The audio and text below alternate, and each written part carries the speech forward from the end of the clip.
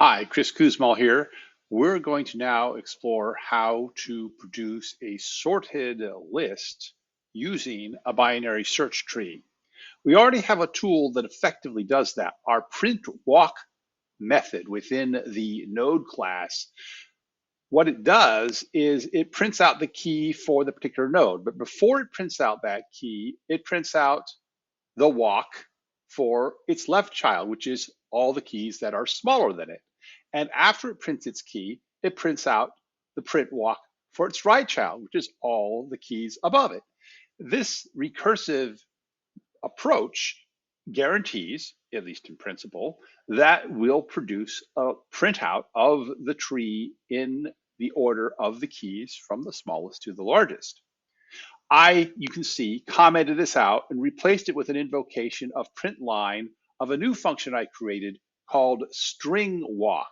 String walk is very similar in spirit to the toString method in that it returns a string which is essentially intended to be printed. And so the difference between print walk and string walk sort of shows you the difference between invoking or defining a toString method and doing the corresponding printout. And for a new coder, or even for not such a new coder, it's important to be able to avoid generating too many print statements in your code. And so getting comfortable with producing instead a method that returns a string is of value. So here's string walk. You'll notice that the structure of string walk is identical to the structure of print walk. We do a difference on line 96. We create an empty string, whereas we don't have to do that in print walk. And we return that string on line 100. In between, the structure again is identical. We check to see whether the left child of the node is null, and then we concatenate the results of the left child's string walk. Note that's distinct from the print walk. So we do the recursive invocation just the same, concatenating to the return value rather than simply invoking the print. And thus, retval accumulates all the appropriate values well appropriately. So that's what string walk does.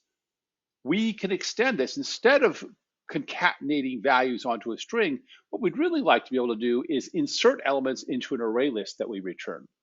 But an array list on an array list implementation within the node.java class would require us to import the array list functionality into there. And so for design purposes, I instead implemented it in my main testing class. And the advantage here is, so first of all, at the top, I imported ArrayList, java.util.ArrayList, and that made it so that the import only has to happen in this test code.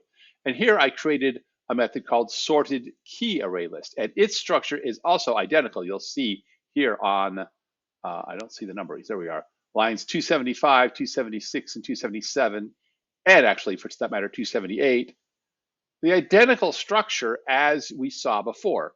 But instead of concatenating, we invoke a method called add all, which takes an argument which is going to be an array list that it adds to our return value, just as if we were concatenating for a string.